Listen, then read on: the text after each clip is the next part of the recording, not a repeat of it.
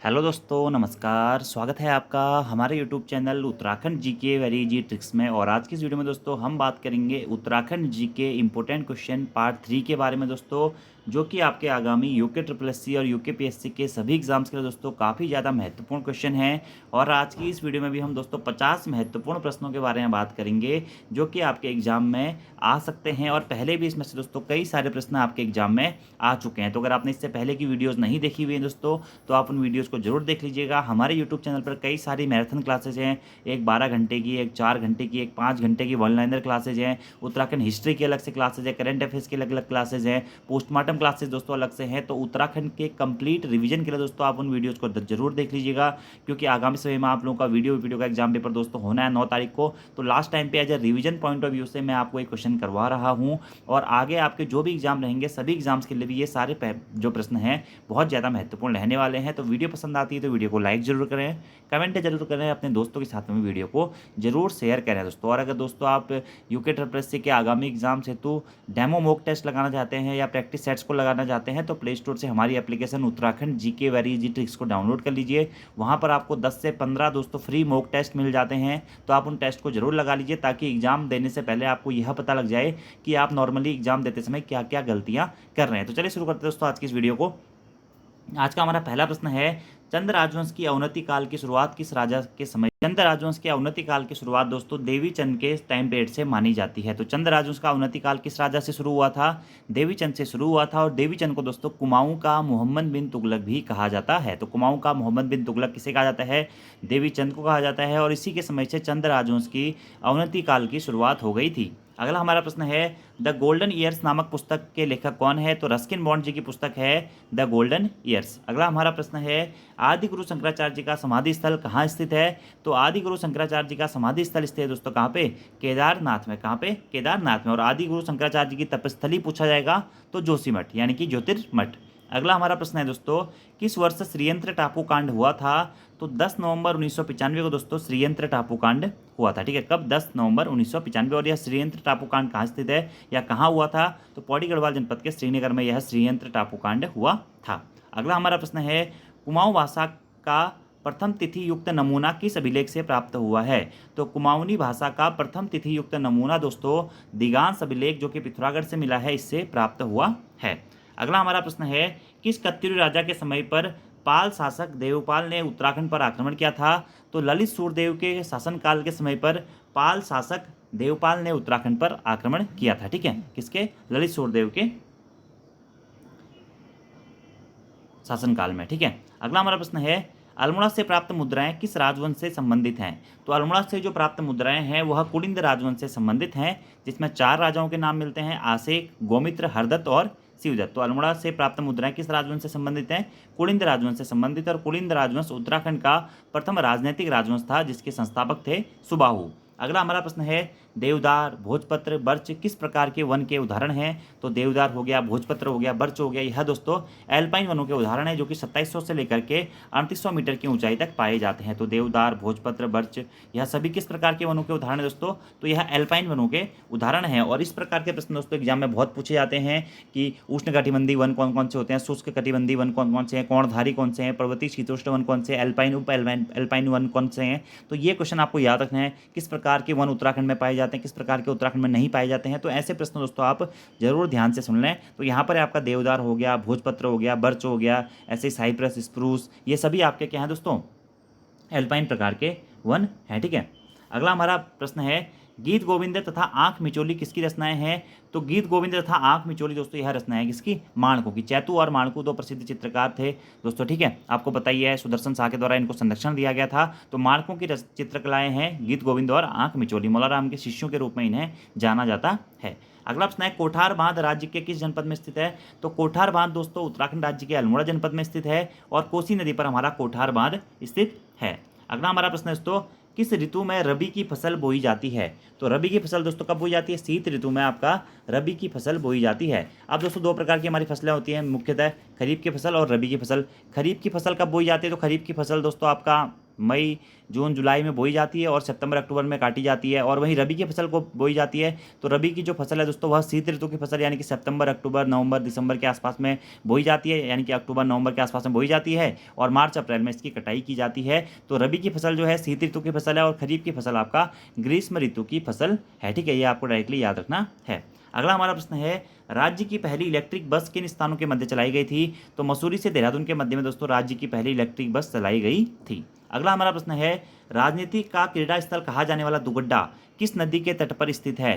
तो राजनीति का क्रीड़ा स्थल कहा जाने वाला दुगड्डा दोस्तों आपका यह पौड़ी गढ़वाल जनपद में स्थित है और खो नदी के तट पर दोस्तों यह स्थित है। कौन सा? खो नदी। और लंगूरगाड़ तथा सिलगाड़, ये भी आपको याद है, लंगूरगाड़ तथा सिलगाड़ नदी के तट पर भी इसे स्थित माना जाता है। तो खो नदी कहें या लंगूरगाड़ तथा सिलगाड़ के तट पर स्थित है क्या? दुगड्डा। अगला हमारा प्रश्न है दोस्तों, सफेद कमल पुष्प हेतु प्रसिद्ध ताल कौन सा है? तो सफेद कमल पुष्प हेतु प्रसिद्ध ताल है श्यामला ताल और यह कहाँ स्थित है? चंपावत जनपद में दोस्तों हमारा श्यामला ताल स्थित है। ठीक है, और वहीं सफेद ब्रह्मा कमल हेतु प्रसिद्ध ताल कौन सा है? वह है सहस्त्र ताल। कौन सा? सहस्त्र ताल सफेद ब्रह्मा कमल हेतु प्रसिद्ध है। और यह सहस्त्र ताल कहाँ स्थित है? यह टिहरी गढ़वाल जनपद में स्थित है और उत्तराखंड का सबसे बड़ा ताल है सहस्त्र ताल। और वहीं सबसे गहरा ताल है दोस्तों कौन सा? नौकुचिया ताल।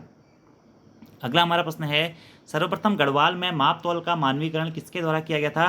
तो राजा अजय पाल के द्वारा दोस्तों सर्वप्रथम गढ़वाल में माप तौल का मानवीकरण किया गया था। गढ़वाल में प्रथम भूमि बंदोबस्त कराने वाले शासक के रूप में भी राजा अजय पाल को ही जाना जाता है। 52 गढ़ों को जीतकर एक नया गढ़ गढ़वाल या गढ़पाल बनाने के शासक के रूप में भी दोस्तों अजय पाल को जाना जाता है। और सर्वप्रथम माप तौल का मानवीकरण इसने किया था, धूली पाथा जो मापन के लिए प्रयोग किया था वह भी अजय पाल के द्वारा ही किया गया था। अगला हमारा प्रश्न है दोस्तों, उर्मिंग सेबला परियोजना किस नदी पर स्थित है? ठीक है, तो उर्मिंग सेबला जो परियोजना है दोस्तों यह आपका पूर्वी धौलीगंगा नदी पर स्थित है। कहाँ पे? पिथौरागढ़ जनपद में। कौन सी नदी पर है?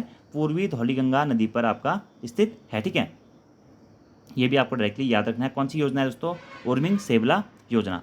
अगले प्रश्न की दोस्तों बात करते हैं। अगला हमारा प्रश्न है, टिहरी राज्य में ब्रिटिश सरकार का राजनीतिक प्रतिनिधित्व कुमाऊं कमिश्नर को कब सौंपा गया था?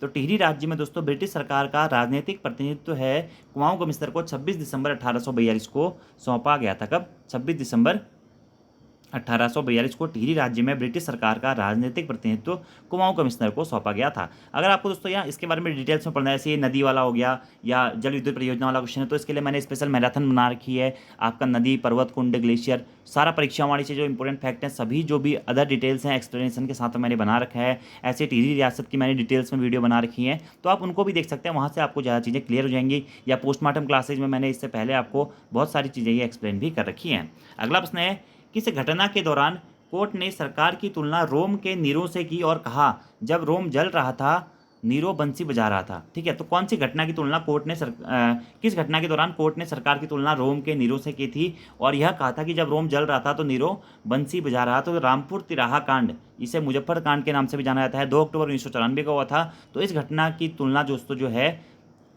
कोर्ट ने इसमें सरकार की तुलना रोम के नीरों से करी थी। अगला हमारा प्रश्न है, हाल ही में उत्तराखंड के किस स्थान पर सतत भूमि प्रबंधन के लिए उत्कृष्ट केंद्र का उद्घाटन किया गया है? तो उत्तराखंड में दोस्तों देहरादून में सतत भूमि प्रबंधन के लिए उत्कृष्ट केंद्र का उद्घाटन किया गया है। ठीक है, देहरादून में 20 मई 2023 को सतत भूमि प्रबंधन के लिए उत्कृष्ट केंद्र का उद्घाटन किया गया। कहाँ पे? देहरादून में। अगला प्रश्न है, कुर्मांचल केसरी के नाम से किसे जाना जाता है? तो बद्रीदत्त पांडे जी को कुर्मांचल केसरी या कुमाऊं केसरी के नाम से जाना जाता है। ठीक है, कुली बेगर आंदोलन की सफलता के बाद इन्हें कुर्मांचल केसरी या कुमाऊं केसरी की उपाधि दी गई थी बद्रीदत्त पांडे जी को। ठीक है, वहीं दोस्तों गढ़वाल केसरी या गढ़ केसरी के नाम से किसे जाना जाता है? इसका आंसर आपको कमेंट बॉक्स में देना है। अगला प्रश्न है, एकीकृत औद्योगिक आस्थान फार्मासिटी की स्थापना कहाँ की गई है? तो एकीकृत औद्योगिक आस्थान फार्मासिटी की स्थापना दोस्तों की गई है कहाँ पे? सिलाकुई देहरादून में। ठीक है, और वहीं सिडकुल का मुख्यालय भी कहाँ स्थित है? देहरादून में ही स्थित है सिडकुल का मुख्यालय। और सिडकुल की स्थापना कब हुई थी? 2001 में हुई थी। अगला हमारा प्रश्न है, उत्तराखंड भाषा संस्थान की स्थापना कब की गई? तो उत्तराखंड भाषा संस्थान की स्थापना की गई 24 फरवरी 2009 को। ठीक है, उत्तराखंड भाषा संस्थान की स्थापना कब हुई? 24 फरवरी 2009 को। ठीक है, इसका मुख्यालय दोस्तों पहले कहाँ था? पहले देहरादून में था और वर्तमान में इसका मुख्यालय जो है गैरसैंण चमोली को बनाने की बात की गई है। अगला प्रश्न है, जनगणना 2011 के अनुसार राज्य की जनसंख्या देश की कुल जनसंख्या का कितना प्रतिशत है? तो राज्य की कुल जनसंख्या दोस्तों देश की कुल जनसंख्या का 0.83% है और वहीं राज्य का कुल क्षेत्रफल देश के कुल क्षेत्रफल का 1.69% है। अगला हमारा प्रश्न है भंगाड़ी का युद्ध जो कि पाउंटा के पास हुआ था, जैसे पाउंटा के युद्ध के नाम से भी जाना जाता है या भंगाड़ी के युद्ध के नाम से भी जाना जाता था, किस किस के मध्य में हुआ था और कब हुआ था? तो गुरु गोविंद सिंह और फतेहपति शाह के मध्य में दोस्तों यह भंगाड़ी का युद्ध पाउंटा के पास में हुआ था। और कब हुआ था? 1688-89 में दोस्तों गुरु गोविंद सिंह और फतेहपति शाह में के मध्य में यह भंगाड़ी का युद्ध हुआ था। अगला हमारा प्रश्न है राज्य में गंधक की खोज सर्वप्रथम कहाँ की गई? तो रूपगंगा घाटी जो कि नंदप्रयाग चमोली में स्थित है, यहाँ पर दोस्तों सर्वप्रथम गंधक यानी कि सल्फर की खोज सर्वप्रथम की गई थी। कहाँ पे? रूपगंगा घाटी में। अगला हमारा प्रश्न है वशिष्ठ गुफा, वशिष्ठ कुंड तथा वशिष्ठ आश्रम किस पहाड़ी पर स्थित है? तो वशिष्ठ गुफा, वशिष्ठ कुंड तथा वशिष्ठ आश्रम जो है विसोन पर्वत की पहाड़ी पर स्थित है, जो कि कहाँ पड़ता है? टिहरी गढ़वाल जनपद में स्थित है। और वशिष्ठ गुफा और वशिष्ठ कुंड ये भी कहाँ स्थित है? टिहरी गढ़वाल जनपद में ही स्थित है। किस ग्रंथ में उत्तराखंड के लिए उत्तर पूर्व शब्द का प्रयोग किया गया है? तो ऐत्रेय ब्राह्मण ग्रंथ में उत्तराखंड के लिए उत्तर पूर्व या उत्तर कुरु शब्द का प्रयोग किया गया है। ठीक है। अगला हमारा प्रश्न है राज्य का प्रथम हर्बल गार्डन या नर्सरी की स्थापना कहाँ की गई है? तो ऋषिकेश मुनि की रेती में राज्य के प्रथम हर्बल गार्डन यानी कि नर्सरी की स्थापना की गई है। अगला हमारा प्रश्न है इतिहासकारों के अनुसार ऋग्वेद में जिस सप्त सिंधु देश का उल्लेख किया गया है वह कहाँ स्थित है?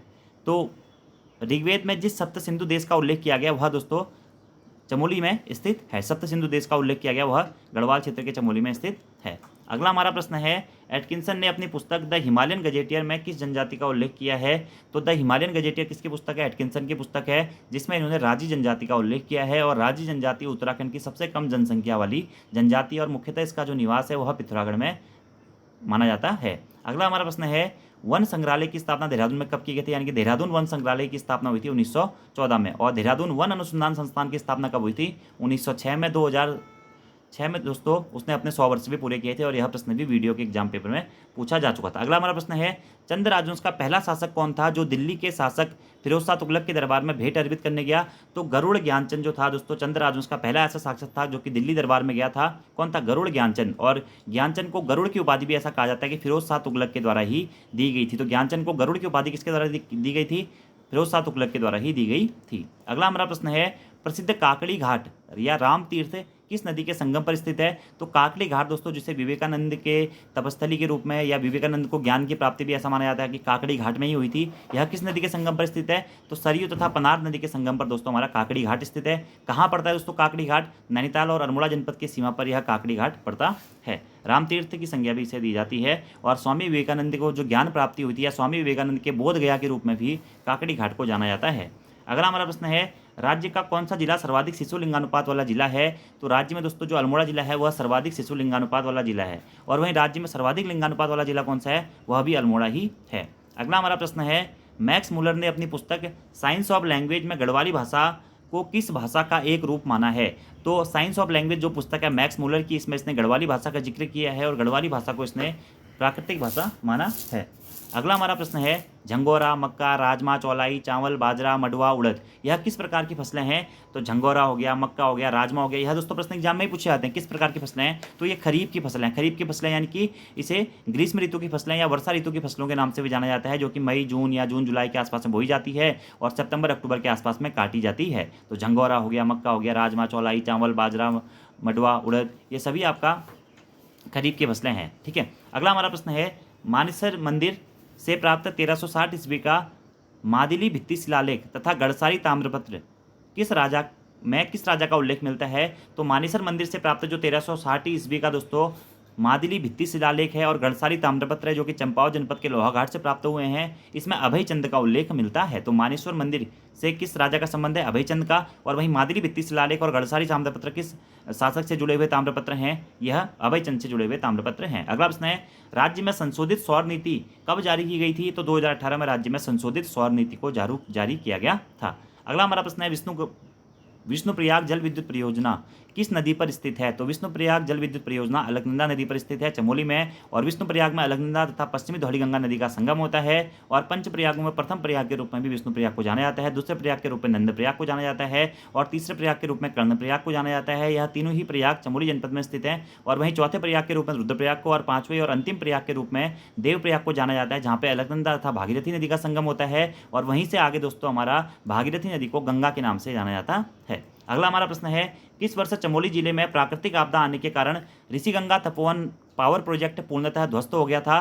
तो अभी हाल ही में दोस्तों 2021 में आपको पता है कि चमोली जनपद में ग्लेशियर फटने की वजह से आपदा आई थी, जिसके कारण ऋषिगंगा तपोवन जो पावर प्रोजेक्ट है वह पूर्णतः ध्वस्त हो गया था। तो कब हुआ था? 7 फरवरी 2021 को, ठीक है। रांती पर्वत स्थित हैंगिंग ग्लेशियर के टूटने से आपका आपदा आई थी, इसके कारण ऋषिगंगा तपोवन पावर प्रोजेक्ट पूर्णतः ध्वस्त हो गया था और इससे बचाव के लिए दोस्तों ऑपरेशन टनल चलाया गया था, ये भी आपको याद रखना है। अगला प्रश्न है, नैनीताल के कालाढूंगी व रामनगर क्षेत्र में किस खनिज पदार्थ के लिए प्रसिद्ध क्षेत्र हैं? तो कालाढूंगी और रामनगर क्षेत्र दोस्तों लोहे के लिए, यानी कि उत्तराखंड में लोहा कहाँ पाया जाता है? तो नैनीताल के कालाढूंगी और रामनगर क्षेत्र दोस्तों लोहे के लिए प्रसिद्ध माने जाते हैं। अगला प्रश्न है, उत्तराखंड में स्थापत्य कला का प्रमुख ग्रंथ कौन सा है? तो इस उत्तराखंड में स्थापत्य कला का प्रमुख ग्रंथ माना जाता है वास्तु शिरोमणि ग्रंथ, जो कि किसके द्वारा लिखा गया था? वास्तु शिरोमणि ग्रंथ के रचनाकार कौन है? तो कवि शंकर है, जो कि किसके थे? श्याम शाह के दरबारी कवि के रूप में कवि शंकर को जाना जाता है। तो वास्तु शिरोमणि किसकी रचना है? कवि शंकर की रचना है। अब दोस्तों यहाँ से आपको एक क्वेश्चन और बताना है कि उत्तराखंड का जो प्रथम जो ग्रंथ है वह कौन सा है और किसके द्वारा लिखा गया था? इसका आंसर आपको कमेंट बॉक्स में बताना है।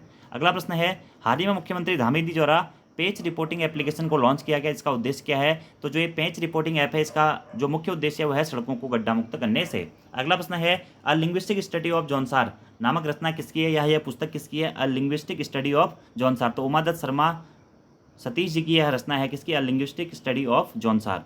और जौनसारी जनजाति देहरादून में मुख्यतः पाई जाती है, उत्तराखंड की दूसरी सर्वाधिक जनसंख्या वाली जनजाति है और जनजाति का दर्जा दिया गया था इसे 1967 में। अगला हमारा प्रश्न है, राज्य का सबसे कम लिंगानुपात वाला जिला कौन सा है?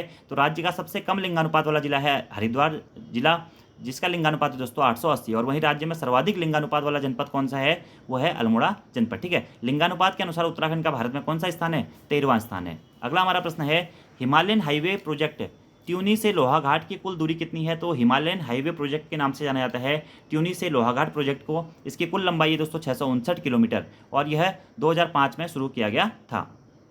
अगला हमारा प्रश्न है, राज्य में अटल आयुष्मान उत्तराखंड योजना को कब लागू किया गया था? तो राज्य में अटल आयुष्मान उत्तराखंड योजना को लागू किया गया था 25 दिसंबर 2018 को। अगला हमारा प्रश्न है, किस वर्ष गढ़वाल विश्वविद्यालय का नाम परिवर्तित करके हेमवती नंदन बहुगुणा विश्वविद्यालय किया गया? तो अप्रैल 1989 में दोस्तों गढ़वाल विश्वविद्यालय का नाम परिवर्तित करके हेमवती नंदन बहुगुणा विश्वविद्यालय किया गया। वहीं गढ़वाल विश्वविद्यालय की स्थापना कब हुई थी दोस्तों? 1973 में गढ़वाल विश्वविद्यालय की स्थापना हुई थी और कुमाऊं विश्वविद्यालय की स्थापना भी 1973 में ही हुई थी। अगला हमारा प्रश्न है, राजी जनजाति में परिवार को किस नाम से जाना जाता है?